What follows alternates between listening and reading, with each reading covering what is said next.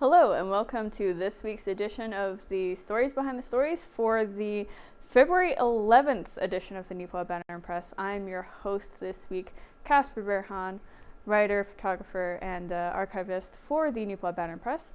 And I'm joined today by my coworker, Kira. Kira, thank you so much for joining me today. Yes, thank you for hosting. I'm always happy to sit back a little bit. Change up the pace a little bit from all the writing and photography that you also do.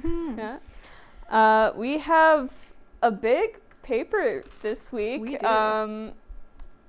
Kind of didn't expect it to be this full, and then things just kind of seem to keep piling up, and some unexpected stories as well, at least on my end. I don't know about yours. Yeah, well, I did get, like, not necessarily last minute calls, but some calls of things that I had no idea about. So yeah, definitely more than I thought it was going to be. I thought it was just going to be kind of a sit back week. I've got like one story on the go, and then I can't even do anything till the actual stuff comes out and blah, blah, blah. So it did end up being a little busier than I thought it would be, for sure. Yeah, we really sort of had to, I don't want to say shove, because we didn't shove. We take a lot of care into putting together the paper, but we had to be very careful where we were putting stuff this week, and we actually had to make some adjustments on Wednesday there to finagle things a little bit. But getting right to the front page, let's get into this paper here. We have some big news on the front page this week about home hardware, actually, a business that has been around Neepawa for a while. I remember it used to be under the name True Hardware. I don't know for how long that was. Yeah, or True Value Hardware, I think is what it was. Yeah, I think my brother actually works there. Okay. But getting back on topic here, they are actually going to be building a new building at a new location as well. It's going to be really big, like I think like twice the size. Yeah, approximately double the size. Yeah, it's going to be 20,000 square feet, and that would be built at 142 Main Street West, close to the junction of Yellowhead Highway and Veterans Way. And we have an artist rendering on the front page there, and yeah, it is just massive. And that's not the only thing that will be changing there. Of course, with the new, larger building, they're going to have like all of their stuff under that roof pretty much. And they're going to, of course, need more employees with the massive store. So they're expecting, I think, that to increase by 8 new full-time positions and 2 to 4 part-time positions, actually. So their staffing is going up quite a bit because they already have 14 home hardware employees. So big changes there. It's going to have some more jobs available for sure. That's awesome. Yeah. Another thing that I kind of am excited about is not that I don't love having the home hardware downtown, but the fact that they're moving out, it would kind of leave a gap in the downtown area, because currently they're at the corner of Hamilton and Mountain, and it's a big space there. And so once they move out, it kind of would make it less in the downtown area, because there's a few businesses in the downtown area, but there's quite a few kind of on the highway and stuff. So we always like to see more in the downtown area. But the exciting thing is that Michelle Gerard, who owns Neepawa Home Hardware and Building Center, she was saying that she's been in talks with some people that are interested in buying the store downtown, because when they move out of there, they're not going to be using that anymore. So there is potentially going to be a new business or an expanded business or something. We don't know any details about who it is, if it's somebody that already has a business in town, if it's a brand new business coming to town, but we're really excited to see what that's going to be, because that's going to be basically like a 5-second walk from our office, potentially new shopping opportunities. Yeah, that's actually something I made note of as well, because at least in my estimation, it is a good location for a business to be downtown. Just unfortunately, with how big of a center home hardware is going to need now, they can't just add another expansion like they did in the past years. But that highway location, I'm having a hard time envisioning it without looking at like a map or something myself at the moment. But I'm thinking that'll be a good spot for that as well. And a lot of larger centers are out there as well anyway, because they're massive and they need this space. Exactly. And, you get a lot of highway traffic coming through too. So there could be people traveling that are like, oh, well, I actually need this for a project and this place has good prices. So I'll stop in here. But yeah, I'm very curious what will go into their current building after they move out, and who these secret potential buyers are, and what they'll bring to the community, or if it's someone that we know already and they're going to be expanding their business, like you said. Yeah, it's really exciting. Another thing I just wanted to kind of note was just the look of this. We have the artist rendering, so we kind of know what it's going to look like. It's not like a brand new style. It's kind of a typical home hardware look to it, but it's so much different from what we've had in the past in town, because we've always had our home hardware locations have always been downtown, so they've been kind of compact. And so being able to kind of sprawl out on a big lot out on the highway, it makes it look like a big super center type thing. Like, people that are going to be driving through town, they're going to see this and they're going to think, ooh, Neepawa is a big deal because they have a giant home hardware. Like, it's going to give a really good look to the business sector on the highway, just for people passing through. So I think that's really exciting too. Absolutely. Like, it's got 2 garage bays there. I can see in the artist rendering. I'm like, wow, that you really kind of get, even though it's an artist rendering, you really get a good sense of the scale. I feel, because like that is, it's lawn. I'll put it up here for you. You get a better sense on like the full paper, so please do pick that up. But yeah, it's incredibly massive, and I'm excited to see that go up in the community. Yeah. We have some other growth as well to talk about. Less so in terms of business, I guess, but population, actually. We have the census results here on page 2, and this is something that people have been expecting will happen for a while now, just maybe wasn't sure when. But Neepawa has gone fairly well past 5,000. I think the exact number was 5,685 people in the town of Neepawa. People or families, I can't quite remember there. It's people, I think. People, okay. Thank you. And that's a growth of 23.3% over the last 5 years, which is just outstanding. I don't have the previous census results highlighted, so I don't remember what it was in 2016, I think that is. But that is very substantial growth, and we've seen some growth in surrounding communities as well. Kira, would you like to talk a bit about that? Yeah, so Neepawa definitely grew a lot.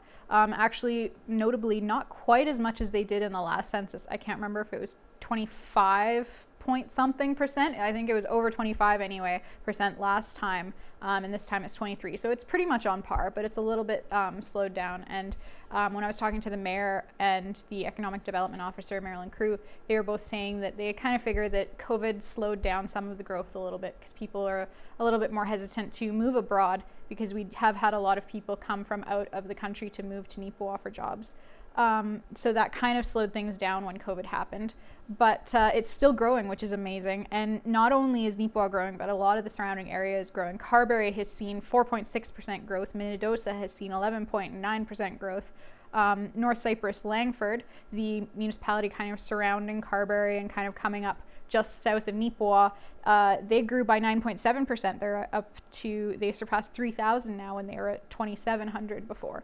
So there has been quite a bit of growth in the surrounding area. There are a few kind of the more rural municipalities that did suffer a little bit. Some of them went down a little bit, but for the most part, our area continues to grow.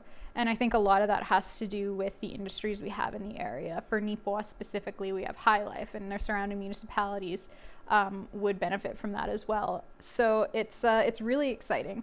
And like I said, when I talked to the mayor and Marilyn, they were not surprised that the town was growing.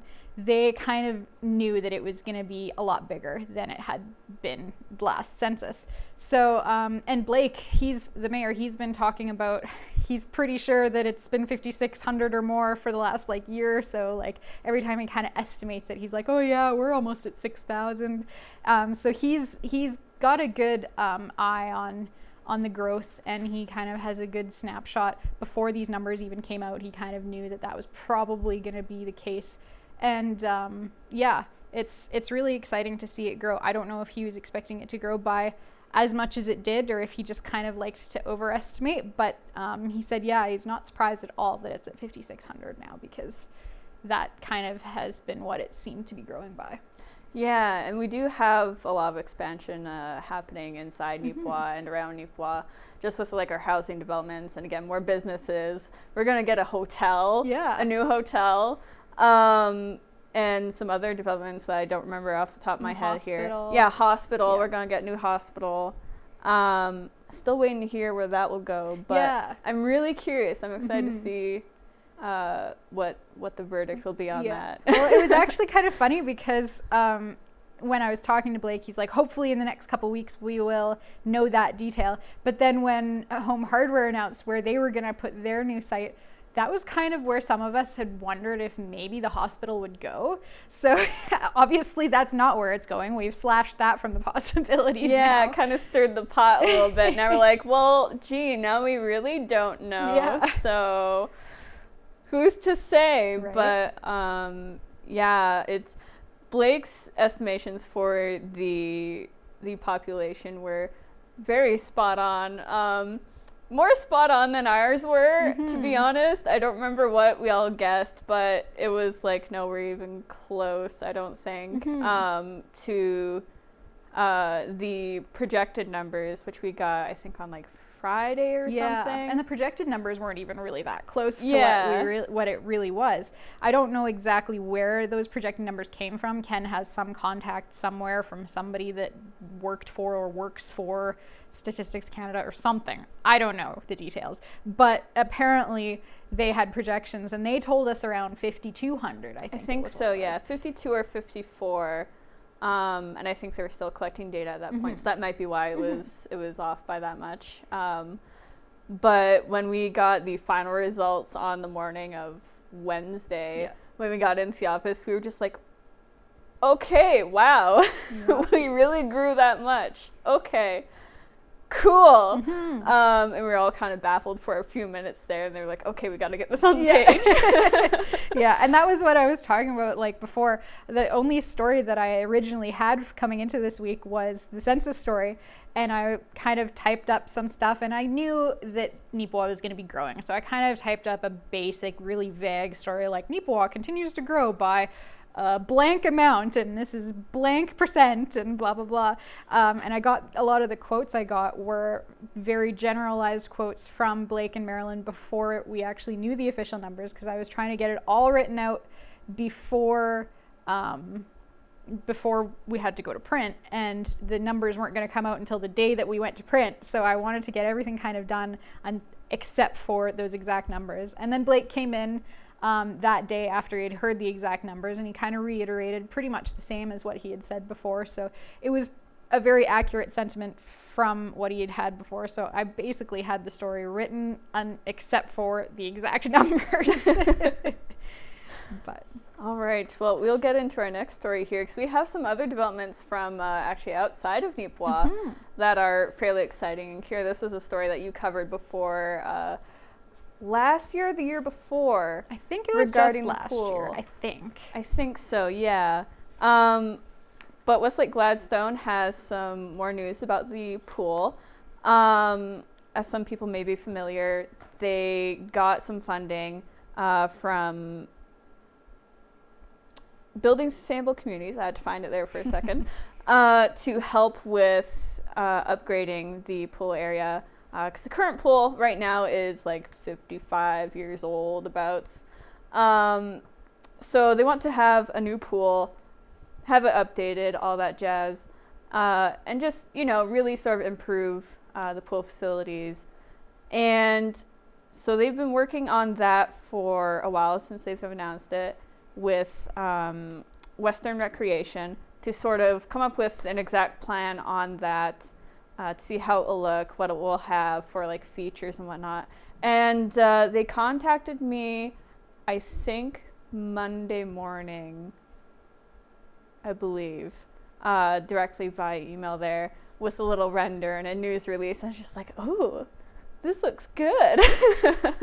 So we have that on page 10 here. And it looks like an incredible space here. Like, you've got this fantastic, fun-looking slide here. The pool, I think, looks bigger than what it is right now, or it's same size, just different shape. And they have a green space as well with some like picnic tables and seating. So I have all of the features highlighted that they talked about in the article here that you can read about. As well as some upgrades to the facility itself as well, like the pool hut, they called it. They will have some new features there to sort of just elevate the experience as a whole, which is really exciting. And bring it more up to date, I would guess, too. Yeah, absolutely. They're going to have like family, gender neutral change rooms, etc.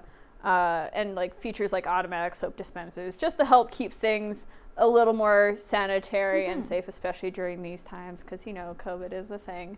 I think just in general it helps as well keep people from getting sick. So yeah, exactly. I mean, at a pool, I feel like there's so much chlorine that you probably kill most of the things anyway as soon as you go in the pool. But no, it's really cool. I love that there's a bit of a green space there. They've got some picnic tables, some lounge chairs, so that like you're not just sitting on hard wooden bleachers watching your children in the pool or whatever the case may be. You have a bit of a nice area to kind of just relax and chill out if you're not wanting to be right in the pool.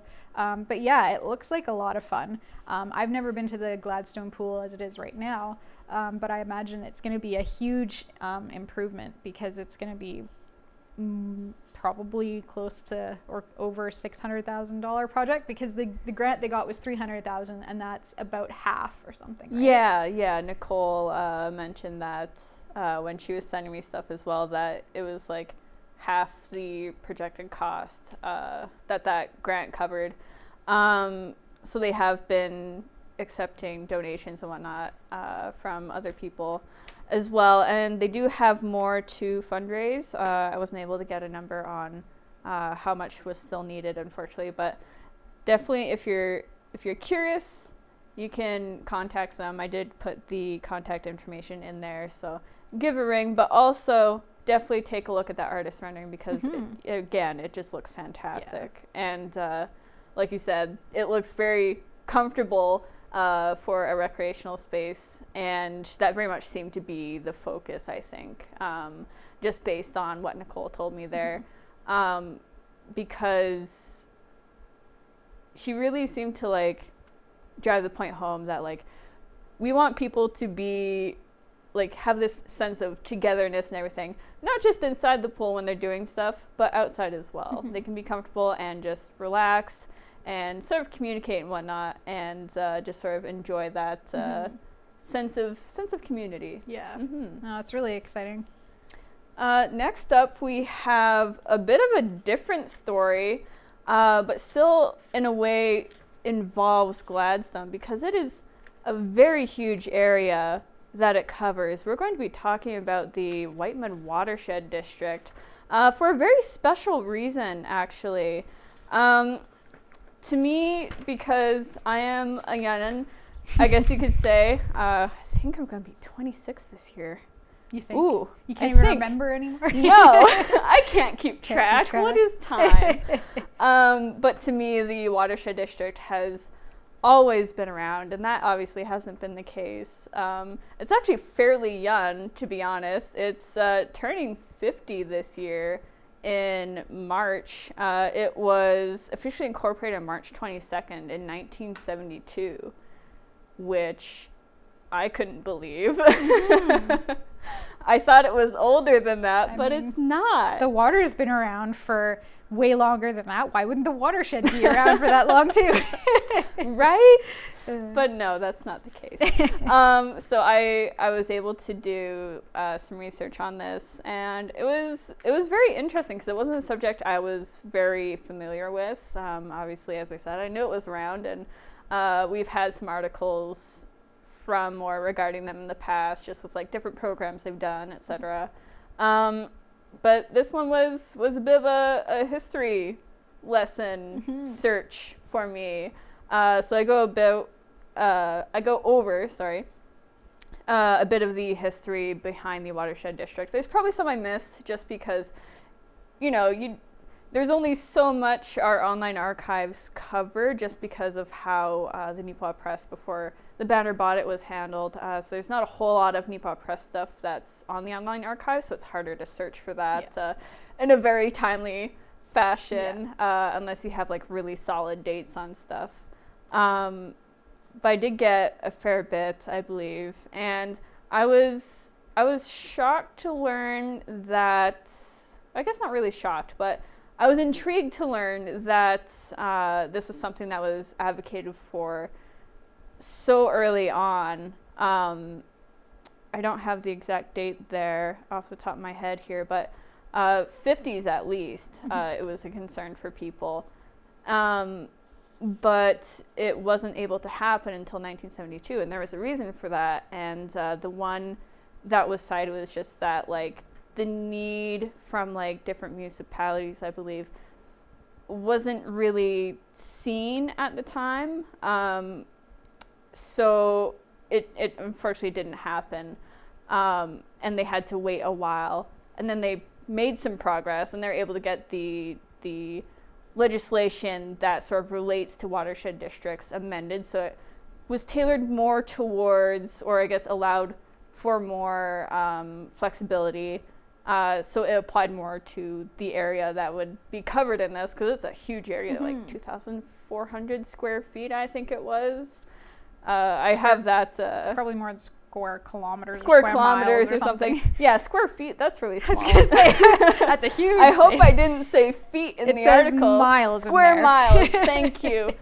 Whew, oh boy, pardon me. That was awkward. Whoops. But yeah, very huge area, so there's a lot to cover. And that's like 18 different municipalities and whatnot as a whole, or like part of them, just because it covers the entire area that like ends up contributing to the Whiteman River. Right. So it is very massive. It was Manitoba's first, actually, watershed district ever established. About to ask that. Yeah, I was really shocked for that as well. Like, I was very surprised to see it was the very first one. Like, because historically, I saw it noted that organized watershed districts were nothing new. Like, there had been some in like the U.S. and other provinces in Canada earlier on. So Manitoba was a little bit later than other areas, but Whiteman was the first. That's cool. Yeah. I was going to say that I thought that the White Mud one had been older than a lot of the ones in Manitoba, but I didn't know that for certain, so I was going to ask you, but obviously it's older than all of the other ones in Manitoba. Yeah. Which is, another thing I didn't expect. So I should look this up sometime, but I'm curious how many watershed districts are actually established in Manitoba, because that's something I don't know either. No. And it'd be interesting to see, because like this one covers a huge area. So like, what do the other districts cover, you know? Yeah, exactly. As well, I didn't include it in the article there, but just as a little treat, there's nothing official yet, but the watershed district is hoping to do something for its birthday. We just don't have word on it yet, because it obviously depends on restrictions and whatnot. So fingers crossed on that. I hope they can do something. Yeah, maybe we'll get some free cake out of it. Yeah, maybe. You never know. But very special occasion for them. So we'll see how that goes. And there's some changes going on, sort of political-wise. Our favorite topic. Our favorite. Wow. Yes, very important stuff that we have to cover. So we do get it in the paper, even if it can be very dry at times. At least for me. I don't know. You folks at home perhaps find it a lot more interesting. And yeah, it is interesting. It's important to keep up with. it just doesn't grab me the same way it grabs other people. No, I agree with you. But as some folks may know, there was some changes in the Conservative Party. And Aaron O'Toole will no longer be the leader. So we have Dan Mazur's reaction from that. He's our local MP, our member of parliament. And he sort of like explains how this came about. It was through a secret vote, it's called, which I'm not too familiar with, I admit. But the essence is basically that Dan wasn't very happy with how this process was gone about, was my sort of collection from it. He's hoping that the process can be revisited at some point, because I think it was just a bit of a disappointment to see that this was the way things ended up when so many people voted for Aaron O'Toole to be sort of the leader of that party. Yeah, it was kind of such a 360 switch, because it was just like a year or so ago that he did get voted to be the leader by the Conservative Party membership. And then all of a sudden they were just like, he doesn't represent us anymore. We don't want him to be our leader anymore. So it was kind of, I think that Mazur was a little bit taken aback by just how it was gone about. But he doesn't really say whether he was in favor or not of voting out in O'Toole. He declined to let us know how he voted, and that's totally up to him. It's his own private decision. So he didn't say whether he thought it was the right choice or not. He just thought it was kind of the wrong way to go about it, I think. Yeah, that's very much what I gathered. I don't know. I don't think I have anything else to say on that. I think we can move on, because I pretty much, that's all I got from it. All right. Well, Ken says that politics isn't art. I don't know if I agree, but this art sure is art. Yeah, I agree with that more. I don't even know why they call politics a science, but who knows? But yeah, we have some new exhibits on display at Arts Forward. They were just going to have the one, but they were like, nah, that's not enough. We got to step it up. So they have works from both Robert Garcia, very talented oil painter. I was just blown away by the colors exhibited in his works there. And Brad Mummery, who did portraits with something called India ink. It's a very interesting process. And he's explained it to me before in the past when I had another chat with him about something else, but that was like a year or so ago. But very fascinating ink work, and it straight up just looks like photos if you're not looking like pretty much with it right in your face for a lot of them. So it's just incredible to see. So we have a little bit about both of those on page 3 and more photos on, I believe, page 10 there. 11. Okay, thank you. You're welcome. Page 11. Beautiful color page there. And with some more photos from Brad Mummery as well. We are running a little bit short on time, but we definitely want to get this next one in because it's another very special occasion, Yes. Kira. You did all the work on this. Please walk us through this next bit. I will try to be really brief on this, but this was the story that I was not expecting to come through. One of these individuals' daughters actually contacted me. So the story is there's 2 McCreary residents that are turning 100 this month, which is really exciting. I just want to wish happy birthday to Jean Davis and Norman Shinton, who are both turning 100 this month. And it was Norman's daughter that gave me the heads up on that. So I had an opportunity to talk to both Jean and Norman, get a little bit of their stories, a bit of their background, what their life has been like over these 99 to 100 years. But yeah, definitely give that a read because me talking about it is not going to do it justice. I'm just really excited to share that story. But yeah, we have to get wrapping this up too. We're going long today, but yes, congratulations. Happy birthday. And thank you so much, everyone, for joining us today for this week's episode. We rely on you guys to sort of keep the paper going and free. So if you'd like to advertise with us, contact us at ads@neepawabanner.com or give us a phone call at 204-476-3401. News tips, letters to the editors, thumbs up, thumbs down, please send those to news@neepawabanner.com. Thank you again, and enjoy the rest of your day.